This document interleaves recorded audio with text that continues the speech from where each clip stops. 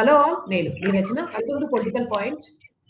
ఈ రేవంత్ రెడ్డి ప్రభుత్వం ఈ నెల 30వ తారీఖున మధిర నియోజకవర్గంలో ఉన్న చింతకాని గ్రామంలో గ్రాండ్ గా రైతు భరోసా నిధులు విడుదల చేయడానికి రైతు ఆశీర్వాద సభ పేరుతో సభను ఏర్పాటు చేయడం.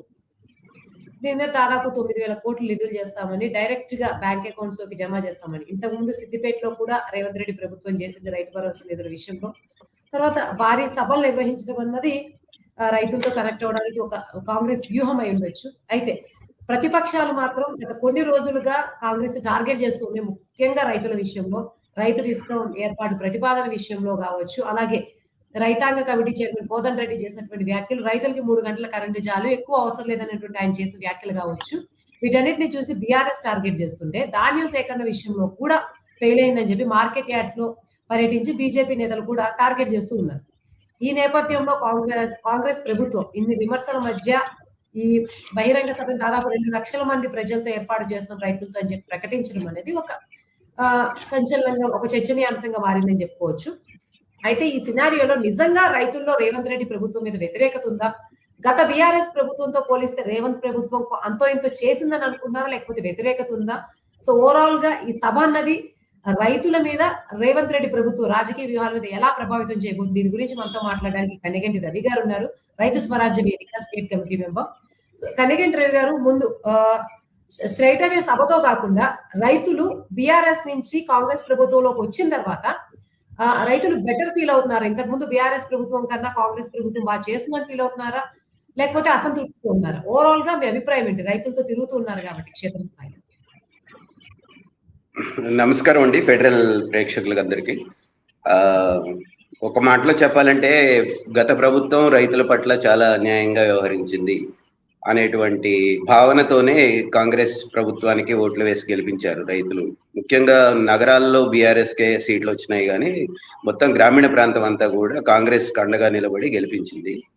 కానీ ఇవాళ 2.5 సంవత్సరాల తర్వాత చూస్తే సాధారణంగా పరిస్థితిని విశ్లేషించుకుంటే, రైతులతో మాట్లాడుతున్నప్పుడు, వ్యవసాయ కూలీలతో మాట్లాడుతున్నప్పుడు మేము ఆశించింది ఏవి జరగలేదు అనేటువంటి అసంతృప్తిని చాలా తీవ్రంగా వ్యతిరేకిస్తున్నటువంటిది అన్ని గ్రామాల్లో కూడా కనిపిస్తున్నది. దానికి రకరకాల కారణాలు ఉన్నాయి, ఎవరి కారణాలు వాళ్ళకు ఉన్నాయి. రైతుల్లో కూడా అందరూ ఒకటి కాదు కనుక ఎవరి అసంతృప్తులు వాళ్ళకు ఉన్నటువంటి పరిస్థితిని మేము గమనిస్తున్నాము. మొత్తంగా ఒక 2.5 సంవత్సరాల కాంగ్రెస్ పాలనలో వ్యవసాయ రంగానికి సంబంధించిన పనితీరు ఎలా ఉంది అనేటువంటిది రైతులతో మనం అడిగితే మాత్రం చాలా అసంతృప్తికరంగా ఉంది. మేమే ఊహించలేదు ఇట్లా జరుగుతుంది అనేటువంటి అభిప్రాయాన్ని వాళ్ళు వ్యక్తం చేస్తున్నారు. మా దృష్టికి అయితే అదే వస్తున్నది. ఓకే రవి గారు, ఇప్పుడు మీరు చెప్పండి, లేటెస్ట్ గా ఇప్పుడు ఇటువంటి సభలు నిర్వహించడం, రేవంత్ రెడ్డి అధికారంలోకి వచ్చినాక ఈ సభలకి నిర్వహణ, అంతమంది జనం సమీకరించడం, ముఖ్యంగా భరోసా నిధులు, రైతు భరోసా నిధులు last time Siddipet, next Bhupalpally ఇట్లా జరిగినాయి కాబట్టి దీని ఇంపాక్ట్ ఓన్లీ సభల వరకు తీసుకుంటే ఈ ఇంపాక్ట్ రైతుల మీద ఎలా ఉంది? అంటే ప్రభుత్వం ఇలా చేయడం అన్నది ఏమైనా అధికమైనటువంటి బెనిఫిట్ ఇస్తుందా? ప్రభావం అంత స్ట్రాంగ్ గా గ్రాస్ రూట్ లోకి పోతుందా? ఈ సభల గురించి మీరు ఏమనుకుంటున్నారు? ఒకటి, అన్నిటికంటే రైతులు కానీ, గ్రామీణ ప్రజలు కానీ, లేదా పేదలు, వ్యవసాయ కూలీలు కానీ, కౌలు రైతులు కానీ వాళ్ళు ఆశించేది సభలు, విజయోత్సవాలు కాదండి. వాళ్ళు ప్రధానంగా వాళ్ళ సమస్యల పరిష్కారం కావాలని కోరుకుంటున్నారు. అది రెవెన్యూ విషయంలో భూభారతి తమ సమస్యల్ని పరిష్కరించాలి, సమస్యలన్నీ తీరిపోవాలి, గత ధరణి చేసిన అన్యాయాలు భూభారతి చేయకుండా ఉండాలి, సంవత్సరాల కొద్దీ ఆఫీసుల చుట్టూ తిరగకుండా తమ సమస్యల పరిష్కారం కావాలి అని భూ సమస్యలు ఉన్నటువంటి వాళ్ళందరూ కోరుకుంటున్నారు. కానీ భూభారతి వచ్చిన తర్వాత కూడా వాళ్ళు అసంతృప్తిగానే ఉన్నారు. వాళ్ళ సమస్యలు పూర్తి స్థాయిలో పరిష్కారం కావడం లేదు. మొన్ననే ప్రభుత్వం చెప్పినటువంటి ఒక లెక్క ప్రకారము ప్రజాభిప్రాయ సభల్లో తీసుకున్నటువంటి, ప్రజాపాలన సభల్లో తీసుకున్నటువంటి ఆ దరఖాస్తులన్నింటినీ వెబ్సైట్ తిరస్కరించింది. అంటే రకరకాల కారణాలు ఉండొచ్చు ఆ తిరస్కరణకి. కనీసం 5-6 లక్షల అప్లికేషన్లను పెట్టుకున్నటువంటి వాటిని కూడా తిరస్కరించింది. ఒకసారి తిరస్కరణకు గురైన తర్వాత అప్పుడు కట్టినటువంటి ఫీజులు అటే పోతాయి. మళ్ళీ కొత్తగా ఫీజులు కట్టుకొని తమ రెవెన్యూ సమస్యల పరిష్కారానికి రైతులు ఛార్జ్ చేసుకొని మళ్ళీ ఎదురు చూడాల్సినటువంటి పరిస్థితి వచ్చింది. రెండవది ఏంటంటే, ఒక 5-6 రకాల హామీలు కాంగ్రెస్ ప్రభుత్వం ఇచ్చింది. ఈ సందర్భంగా నేను చెప్పాలనుకుంటున్నాను. ఒకటి, గత ప్రభుత్వానికి భిన్నంగా రాష్ట్రం ఏర్పడిన తర్వాత 12 ఏళ్లలో ఒక రాష్ట్ర వ్యవసాయ విధానమే లేదు. కాబట్టి మేము ఒక సమగ్ర వ్యవసాయ విధానాన్ని తీసుకొస్తామనేటువంటిది కాంగ్రెస్ పార్టీ తన అభయహస్తం మేనిఫెస్టోలో చెప్పింది.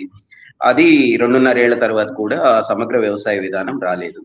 రెండవది, ఒక శాస్త్రీయ పంటల ప్రణాళిక చేస్తాము. మన రాష్ట్రానికి అవసరమైనటువంటి అన్ని పంటల్ని మనమే పండించుకునేటట్టు, ఒకటి రెండు పంటలే ఎక్కువ విస్తీర్ణాన్ని కాకుండా అన్ని పంటలు పండేటట్టుగా మేము ఒక శాస్త్రీయ పంటల ప్రణాళిక చేస్తామనేది కూడా వాళ్ళ హామీ ఉంది. అది కూడా అమల్లోకి రాలేదు. ఇప్పటికీ కూడా పత్తి, వరి మాత్రమే ప్రధాన పంటలుగా కొనసాగుతున్నటువంటి తీరు 2.5 ఏళ్ల తర్వాత కూడా ఉంది. మూడవది, సమగ్ర పంటల బీమా విధానం తీసుకొస్తాము. కేసీఆర్ ప్రభుత్వం 2020లో ఆపేసినటువంటి పంటల బీమా పథకాన్ని మేము కొనసాగిస్తాము. కొత్తగా సమగ్రంగా తెచ్చి మొత్తం రైతుల్ని మేమే పథకం పరిధిలోకి తెస్తాము. ఆ తర్వాత ప్రీమియం కూడా మేమే కడతాము అనేటువంటిది కాంగ్రెస్ పార్టీ హామీ ఇచ్చింది. ఆ హామీ కూడా ఇప్పటిదాకా నెరవేరలేదు. 4వ హామీ ఏంటంటే అన్నిటికంటే ముఖ్యమైనటువంటిది, ఈ రాష్ట్రంలో 36% కౌలు రైతులు ఉన్నారు. వాళ్ళని మేము గుర్తిస్తాము. కేసీఆర్ ప్రభుత్వం వాళ్ళకి అన్యాయం చేశారు. 2011 చట్టాన్ని అమలు చేయలేదు. కాబట్టి మేము వస్తే అధికారంలోకి ఆ చట్టాన్ని అమలు చేసి కౌలు రైతులను గుర్తిస్తాము. వాళ్ళకు కూడా ఎకరానికి 15,000 కౌలు రైతు భరోసా ఇస్తామనేటువంటి హామీ కూడా ఒకటి ఇచ్చారు. కానీ అది కూడా అమలు కాలేదు.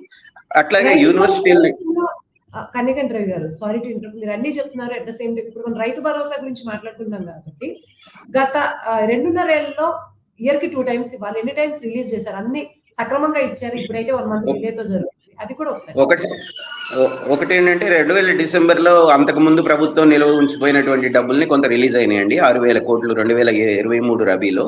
2024 ఖరీఫ్లో ఇవ్వలేదు. అసలు పూర్తిగా రైతు భరోసా ఇవ్వలేదు.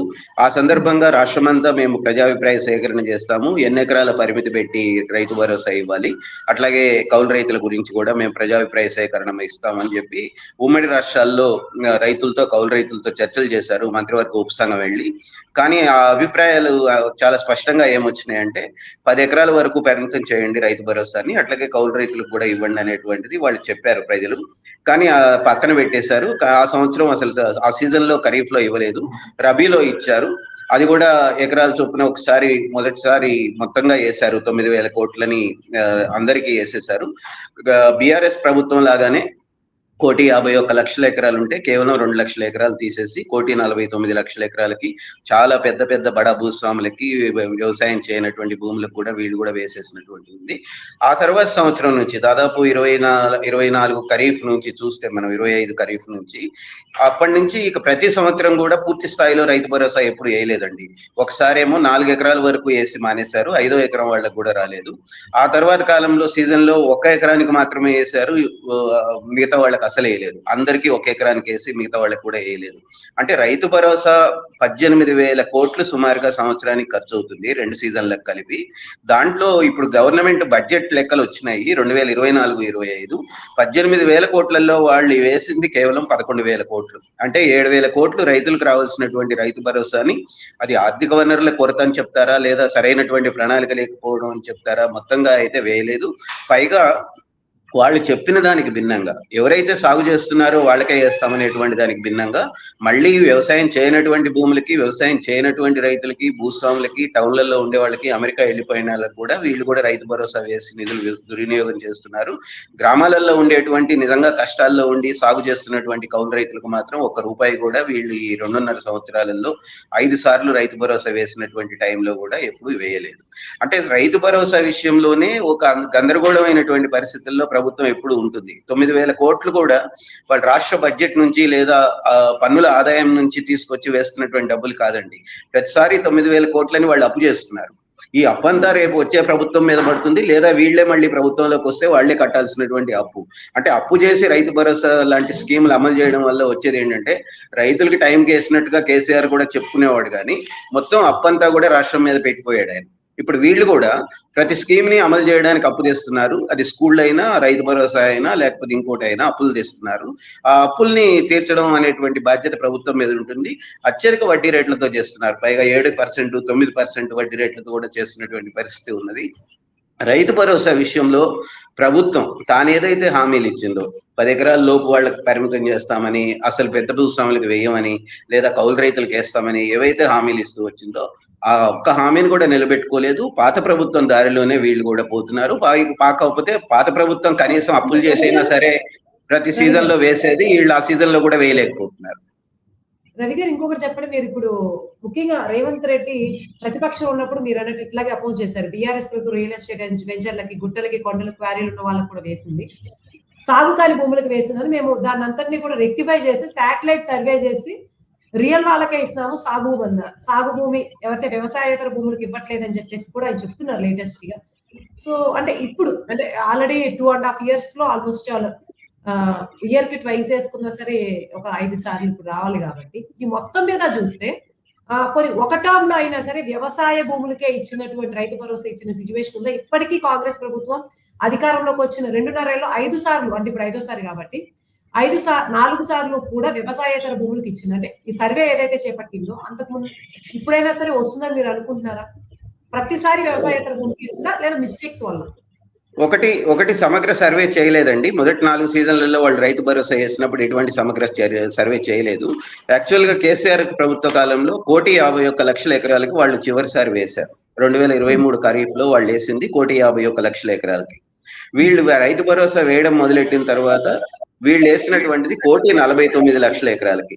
యాక్చువల్ గా 2 లక్షల ఎకరాలు మాత్రమే తగ్గింది. యాక్చువల్ గా మేము వ్యవసాయ శాఖ మంత్రి గారిని కలిసినప్పుడు ఆయన చెప్పింది ఏంటంటే కనీసం గత ప్రభుత్వం 25-30 లక్షల ఎకరాలకి అంటే 3,000 కోట్లు కనీసం వ్యవసాయం చేయనటువంటి భూములకి ఆల్రెడీ రియల్ ఎస్టేట్ వెంచర్లుగా మారిపోయినటువంటి భూములకి వేస్తున్నది అని చెప్పి వ్యవసాయ శాఖ అంచనాలో తేలిందని ఆయన మాకు చెప్పారు.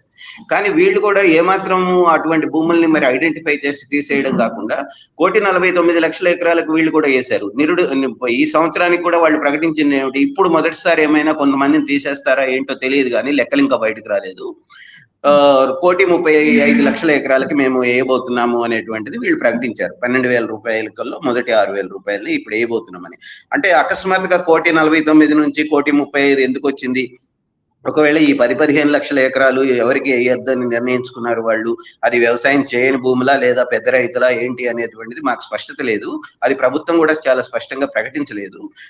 పద్ధతి ఏంటంటే రేపు జూన్ 30 తారీఖున మొదలయ్యి జూలై 10వ తారీఖు దాకా వాళ్ళు రెగ్యులర్ గా 1 ఎకరం 2 ఎకరాలు అట్లా వేసుకుంటూ పోతాం అనేటువంటి పద్ధతుల్లోనే ఉన్నారు.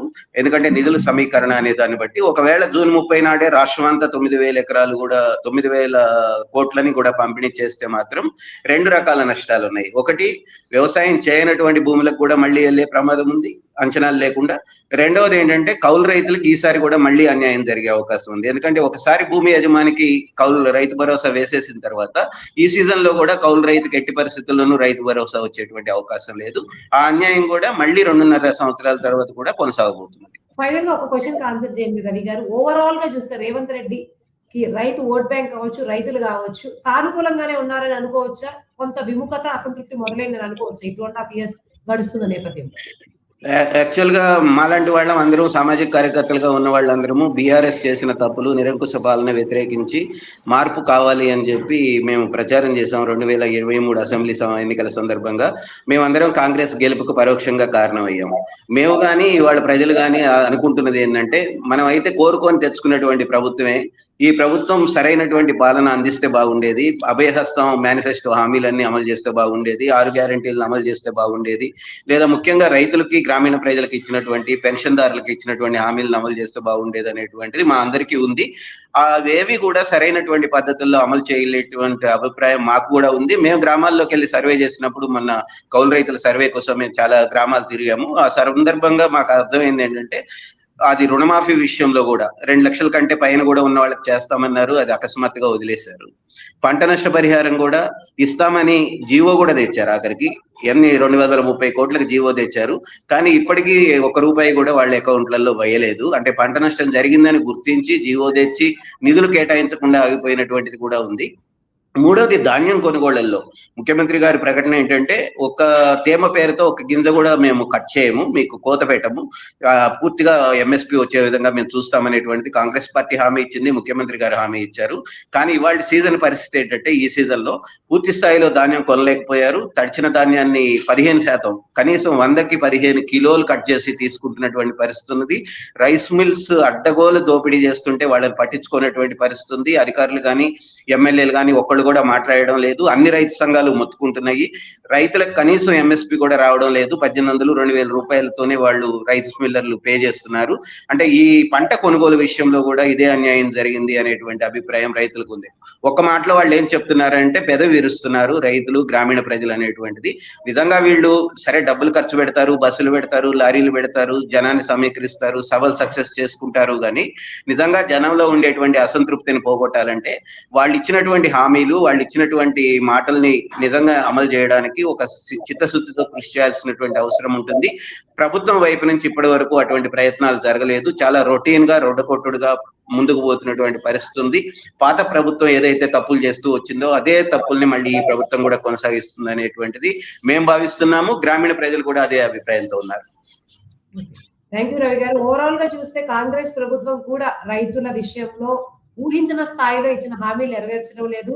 ఏదైతే ప్రభుత్వం అనౌన్స్ చేసిన పథకాలన్నింటినీ కూడా పూర్తి స్థాయిలో అమలు చేయడం లేదు. కొంత ల్యాబ్స్ ఉంటున్నాయి. బీఆర్ఎస్ ప్రభుత్వంలో ఉన్నటువంటి వ్యవసాయేతర భూములకు కూడా రైతు భరోసా నిధులు ఇస్తుందని కూడా మీరు స్పష్టం చేశారు. సో చూద్దాం ఈసారైనా సరే రైతు భరోసా విషయంలో ఎంత ప్రాంప్ట్ గా ఉంటారు, వ్యవసాయ భూములకు ఇస్తారో ఇవ్వరో అన్నది వేచి చూడాల్సింది. థ్యాంక్ యూ రవి గారు. ఇద్దరితో వాస్తవ సాగుదారులకు ఇవ్వడం మా కోరిక ఏంటంటే వ్యవసాయేతర భూములకు ఇవ్వకుండా ఉండడం ఒక మంచి లక్షణం. అదే సందర్భంలో నిజంగా వ్యవసాయం ఎవరు చేస్తున్నారో వాళ్ళకి ఇవ్వడం. అమెరికాలో ఎన్ఆర్ఐలుగా ఉన్నటువంటి వాళ్ళకి రైతు భరోసా ఇచ్చి ఊర్లో కౌలు రైతుకి ఇవ్వకుండా ఉండడం అనేది అన్యాయం అని మా ముఖ్యమైనటువంటి భావన. థ్యాంక్ యూ రవి గారు. ఇద్దరితో రైట్. Thank you Rachana.